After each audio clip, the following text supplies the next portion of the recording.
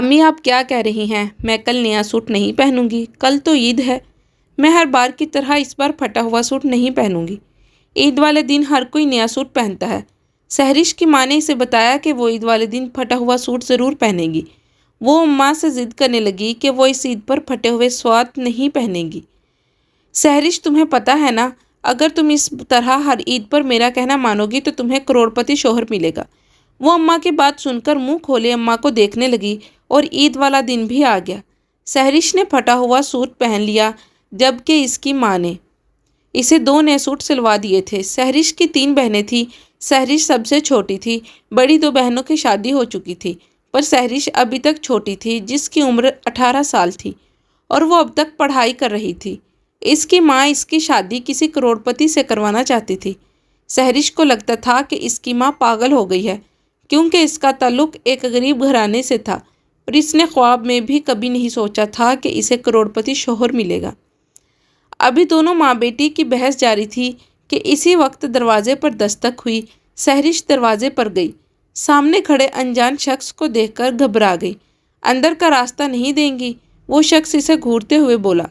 سہرش ڈر کر پیچھے ہو گئی اور وہ شخص اندر کی طرف چلا گیا۔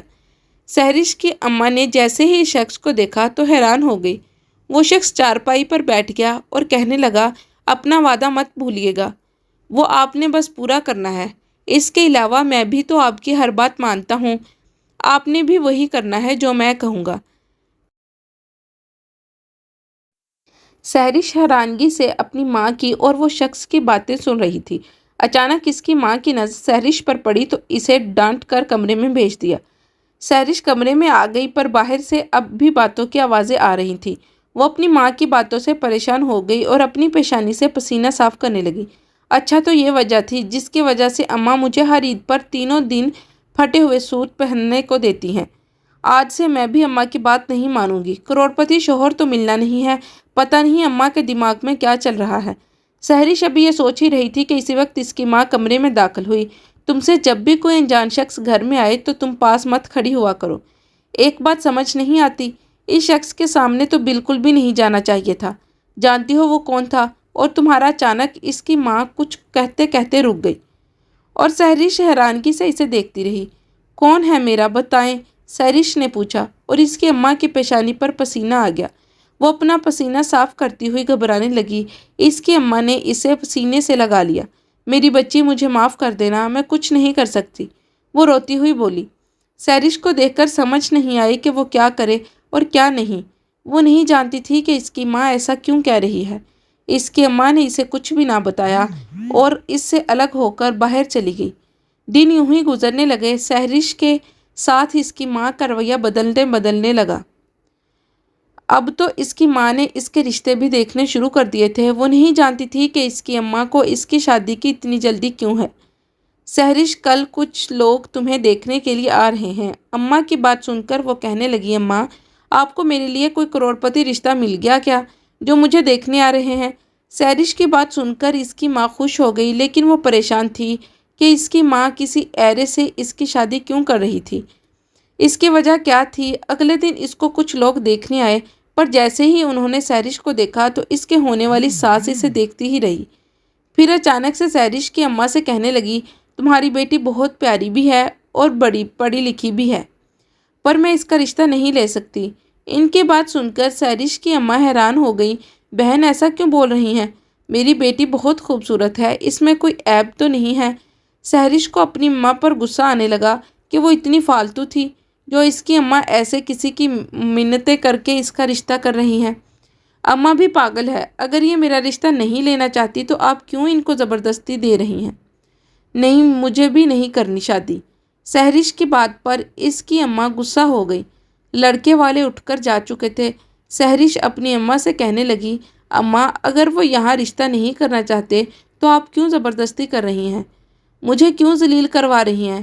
کیا آپ کے لیے میں اتنی فضول ہوں کہ وہ نہیں لے رہے پھر بھی آپ دے رہی ہیں؟ سہرش منہ بناتے ہوئے غصے میں بولی تھی، بیٹی تم ابھی چھوٹی ہو، تم حقیقت نہیں جانتی۔ اگر میں نے اس مہینے تمہاری شادی نہ کی تو تمہارے کیا ہو سکتا ہے، تم سوچ بھی نہیں سکتی۔ وہ اپنی ماں کی بات سن کر کہنے لگی، مجھے کچھ نہیں ہوگا، ویسے آپ کی تو خواہش تھی کہ میری شادی کسی کروڑپتی سے ہو، اب کسی بھی غریب سے شادی کروانا چاہتی ہیں آپ چاہتی کیا ہیں؟ آپ چاہتی ہیں کہ کوئی بھی بس آپ کی بیٹی کو اٹھا کر لے جائے؟ مجھے آپ وجہ تو بتائیں۔ اس کی اماں نے اپنا ماتھا پکڑ لیا۔ اس وقت اس کی اماں کا موبائل بجا۔ اس کی اماں نے موبائل اٹھایا تو دوسری طرف سے آنے والی آواز نے ان کو چونکا دیا تھا۔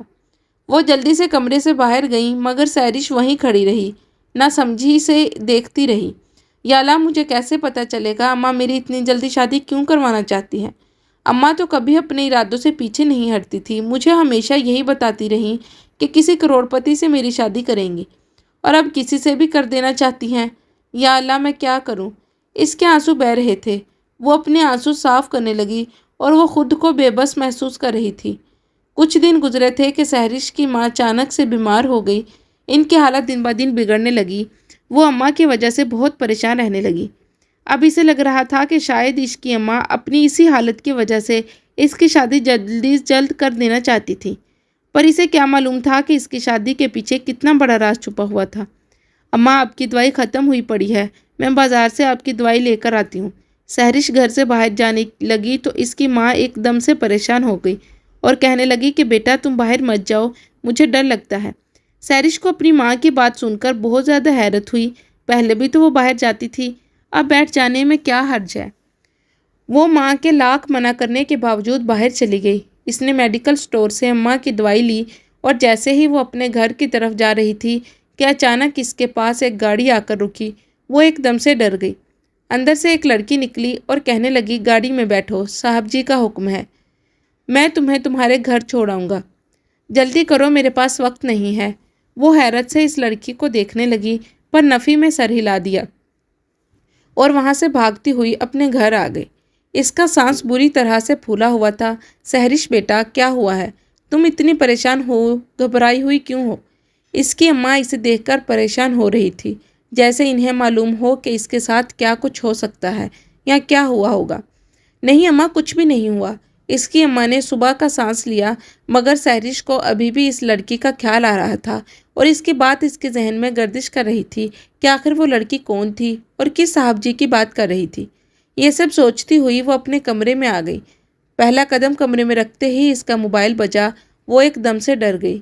اس نے جلدی سے موبائل اٹھایا، کال یس کر کے کان کے ساتھ لگایا، پر دوسری طرف سے آنے والی آواز نے اس کی روح تک کو ہلا کر رکھ دیا۔ اس نے جلدی سے موبائل زمین پر پھینک دیا، جس سے موبائل ٹوٹ گیا اور وہ اپنی پیشانی پر آیا پسینہ صاف کرنے لگی۔ یا اللہ، یہ کون تھا اور کیا کہہ رہا تھا؟ ایسا کیسے ہو سکتا ہے؟ وہ بری طرح سے گھبرائی ہوئی ارد گرد دیکھنے لگی، جیسے کوئی دیکھ رہا ہو۔ وہ پاگلوں کی طرح کمرے کو دیکھنے لگی۔ اس کے بعد سحرش اپنا فرش پر گرا ہوا موبائل اٹھانے لگی۔ اس کی اماں اس کی حرکتیں دیکھ رہی تھی۔ سحرش، تم ٹھیک ہو نا؟ کوئی بات ہے تو مجھے بتاؤ، اتنی گھبرائی ہوئی کیوں ہو؟ وہ نفی میں سر ہلانے لگی، پر اس کی آنکھوں میں ڈر تھا، چہرے پر پسینہ تھا۔ اسے موبائل پر ایسی بات بتائی گئی تھی کہ جس نے اس کی یہ حالت کر دی تھی۔ وہ بار بار اپنا پسینہ صاف کر رہی تھی، اس کے ہاتھ بھی کانپ رہے تھے۔ اس کی اماں کمرے سے باہر چلی گئی۔ چند دن ہی گزرے تھے کہ سحرش کا ایک اور رشتہ آ گیا۔ انہوں نے پہلے سحرش کو پسند کیا اور پھر یہ سوچ کر یہ لوگ تو غریب ہیں، بیٹی کو جہیز میں کچھ نہیں دے سکتے، بس اسی وجہ سے انکار کر دیا۔ اس کی اماں اس کی وجہ سے بہت پریشان رہنے لگی تھی۔ اگلے سال پھر عید آ گئی۔ اس بار بھی سحرش کی اماں نے وہی بات کی کہ تمہاری شادی ایک کروڑپتی سے ہو گئی، بس تم عید کے تینوں دن پھٹے ہوئے کپڑے پہننا۔ اماں، آپ نے پچھلی بار بھی یہی بات کی تھی، پر میرے لیے کوئی اچھا رشتہ نہیں آیا، سحرش نے غصہ دکھاتے ہوئے کہا۔ سحرش، میں تمہاری ماں ہوں، جو کہتی ہوں تمہیں اچھے کے لیے ہی کہتی ہوں، اور تمہیں چاہیے کہ وہی کرو جو میں کہتی ہوں۔ تم دیکھ لینا، میں تمہاری شادی کسی کروڑپتی سے ہی کر کے رہوں گی، تم فکر مت کرو۔ وہ پیار سے اسے سمجھانے لگی۔ اماں، آپ تو ایسے کہہ رہی ہیں جیسے آپ نے کسی کروڑپتی کا رشتہ ڈھونڈ لیا ہو، بس شادی کرنے کی دیر ہے۔ وہ ہنستی ہوئی اماں کی بات کو ہوا میں اڑانے لگی۔ عید کے تینوں دن اس نے پھٹے ہوئے کپڑے پہنے اور عید کے چوتھے دن ان کے لیے ایک امیر لڑکے کا، جو کئی فیکٹریوں کا مالک تھا، ان کا رشتہ آ گیا۔ سحرش کو یقین نہیں ہو رہا تھا کہ سچ میں اس کے لیے کسی کروڑپتی کا رشتہ آیا ہے۔ اس کی اماں نے رشتے کے لیے حامی بھر لی گئی۔ سحرش تو خوش تھی کہ آخر اس کا کروڑپتی گھر میں رشتہ ہو رہا تھا، مگر جب اس نے مسلسل اپنی ماں کے چہرے پر چھائی پریشانی دیکھی تو حیران رہ گئی اور پوچھا، آپ پریشان کیوں ہیں؟ آپ کی تو خواہش پوری ہو رہی ہے، میرا رشتہ کروڑ پتی میں ہو گیا ہے۔ سحرش کی بات سن کر اس کی اماں بولی، یہی تو پریشانی ہے، تمہارا رشتہ کروڑ پتی سے ہوا ہے۔ وہ ان کی بات سن کر ایک دم سے جھٹکا کر رہ گئی اور بولی، کیا مطلب ہے اماں آپ کا؟ مجھے سیدھی بات بتائیں، مجھے کیوں ڈرا رہی ہیں؟ وہ سچ میں ڈر گئی تھی۔ کچھ نہیں بیٹی، میرا مطلب تھا بڑا گھر ہوگا، بڑے لوگ ہوں گے، نہ جانے کیسا ماحول ہوگا۔ سحرش اماں کی بات سن کر خود بھی پریشان ہوئی تھی اور اماں کا حوصلہ دے کر بولی، اماں آپ پر پریشان مت ہوں، سب کچھ ٹھیک ہو جائے گا۔ دن گزرنے لگے اور سحرش کی شادی کا دن بھی آ گیا۔ وہ بیاہ کر اپنے سسرال آ گئی۔ وہ دلہن بنی کمرے میں بیٹھی ہوئی تھی۔ کمرے کا دروازہ کھلا اور اس کا شوہر کمرے میں داخل ہوا۔ جیسے ہی وہ شخص بولا تو سحرش نے اس کی آواز سن کر ایک دم سے اپنا گھونگھٹ اٹھایا اور وہ شخص کی باتیں سن کر سحرش کے پیروں تلے سے زمین نکل گئی۔ وہ ایک دم سے بولی، تم کیا بکواس کر رہے ہو؟ ایسا نہیں ہو سکتا، مجھے اماں کے پاس جانا ہے۔ سحرش ایک دم سے روتی ہوئی بولی۔ اس کی آنکھوں سے بری طرح آنسو بہنے لگے۔ اوپر سے وہ سامنے کھڑے اس شخص کو دیکھ رہی تھی جس سے وہ پہلے بھی مل چکی تھی۔ وہ شخص جو اسے کچھ کہہ بھی رہا تھا، اس کی باتوں پر سحرش کو یقین نہیں آ رہا تھا۔ اس نے ایک دم سے غصے میں اس کے منہ پر تھپڑ رسید کر دیا۔ سحرش، پاگل ہو گئی ہو تم؟ میں تمہیں حقیقت بتا رہا ہوں اور اس حقیقت کو تم بدل نہیں سکتی۔ وہ غصے میں کہنے لگا، تو تم کون ہوتے ہو مجھے یہ سب کہنے والے؟ یہ سب جھوٹ ہے، میرے ماں باپ ایسے نہیں ہیں۔ سحرش غصے میں لال ہو گئی۔ اس کا شوہر دلاورانہ وہ نہ جانے کیا سوچ کر غصہ ضبط کیے ہوئے کھڑا تھا، ورنہ کسی کی ہمت نہیں ہوتی کہ اس کے سامنے کوئی اونچی آواز میں بھی بات کرے، اور یہ لڑکی اسے تھپڑ پر تھپڑ رسید کر رہی تھی۔ اس نے ایک دم سے اس کے دونوں ہاتھوں کو پکڑ لیا اور غصے میں بولا، تمہارے چیخنے سے حقیقت نہیں بدل جائے گی۔ ایک بات یاد رکھنا، میں تمہیں بیوی بنا کر لایا ہوں اور یہ سب بتانے کا مقصد تمہیں تکلیف دینا نہیں ہے، بس حقیقت سے آگاہ کرنا تھا۔ اب تمہارا کسی سے کوئی رشتہ نہیں ہے، میں تم سے محبت کرتا ہوں اور ہمیشہ کرتا رہوں گا، اور اگر تم اس محبت میں کچھ مانگو گی تو ضرور دوں گا۔ اس نے اس سے حوصلہ دیا پر وہ ابھی بھی رو رہی تھی۔ تم سچ مچ محبت کرتے ہو؟ تم مجھے میری ماں کے پاس لے چلو اور مجھے کبھی میری ماں سے جدا نہ کرنا۔ وہ روتی ہوئی بے بسی سے بولی، لیکن وہ نفی میں سر ہلانے لگا۔ میں نے اپنی ماں باپ سے وعدہ کیا تھا اور میں وعدہ نہیں توڑ سکتا۔ تم اس کے علاوہ جو بات مجھے کہو گی میں مان لوں گا اور ماننے کو تیار ہوں، مگر یہ بات نہیں مان سکتا، اور اگر تم نے پھر سے مجھ پر ہاتھ اٹھایا تو مجھ سے کوئی برا نہیں ہوگا۔ وہ غصے میں انگلی اٹھاتا ہوا بولا، اب اپنی ماں کو بھول جاؤ۔ پریشانی سے شکل نظر آ رہی تھی۔ اسے پتہ چل رہا تھا کہ اس کی اماں کیوں پریشان رہتی تھی، کیوں اسے ہر وقت یہ بتاتی تھی کہ وہاں کسی کی بات پر یقین نہیں کرنا، اور کیوں اس کا رشتہ جلدی کرنا چاہتی تھی۔ ان ساری باتوں نے اسے پریشان کر کے رکھ دیا تھا۔ وہ بس ایک بار اپنی ماں سے دوبارہ ملنا چاہتی تھی، اس سے بات کرنا چاہتی تھی۔ اچھا بس ایک بار اماں سے ملوا دیں، پھر نہیں ضد کروں گی، وہ اپنے شوہر کو کہہ رہی تھی اور دلاور کے آگے بار بار ہاتھ جوڑ کر بول رہی تھی۔ سحرش کی ساری رات رونے پر دلاور خان کا دل موم ہو چکا تھا۔ وہ سحرش سے سچی محبت کرتا تھا اور اب سحرش کی حالت دیکھ کر اس نے اپنی ضد ختم کر لی تھی۔ وہ بولا، اچھا سحرش، تم رونا بند کرو اور جلدی سے کپڑے چینج کرو، ہم ابھی ہی تمہاری ماں کے گھر جائیں گے۔ وہ سنجیدگی سے بولا۔ شہر جلدی سے کپڑے چینج کر کے آئی اور وہ دونوں گھر سے نکل پڑے۔ سحرش کی اماں اسے دیکھ کر حیران ہو گئی۔ سحرش، تم اس وقت یہاں کیا کر رہی ہو؟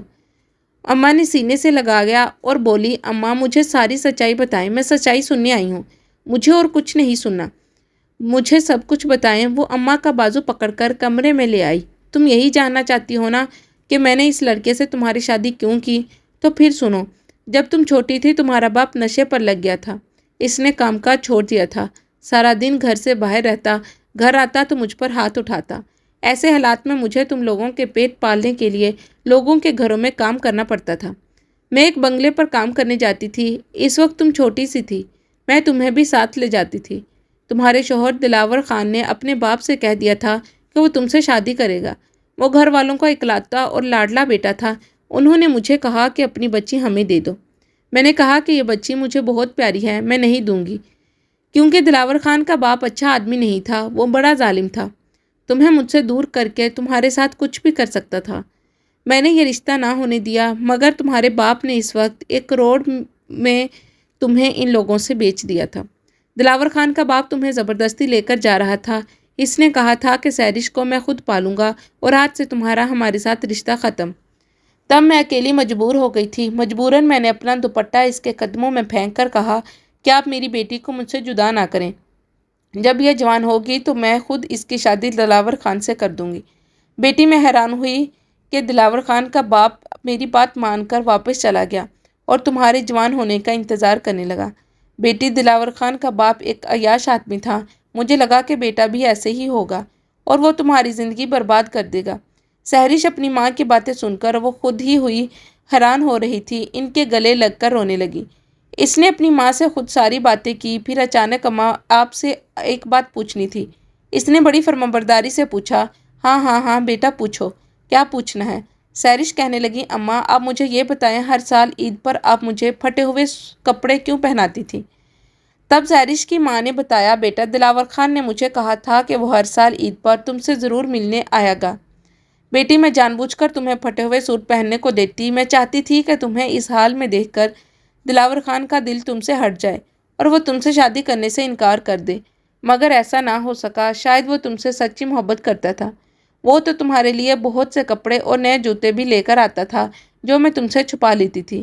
دلاور خان یہ ساری باتیں سن رہا تھا۔ وہ ایک دم سے کمرے میں داخل ہوا اور پھر سہرش اور اس کی ماں کو کھا جانے والے نظروں سے دیکھنے لگا، مگر وہ سہرش سے سچی محبت کرتا تھا۔ وہ کہنے لگا، آپ کی ہر بات سچ ہے، میں سہرش سے بچپن سے ہی محبت کر بیٹھا تھا۔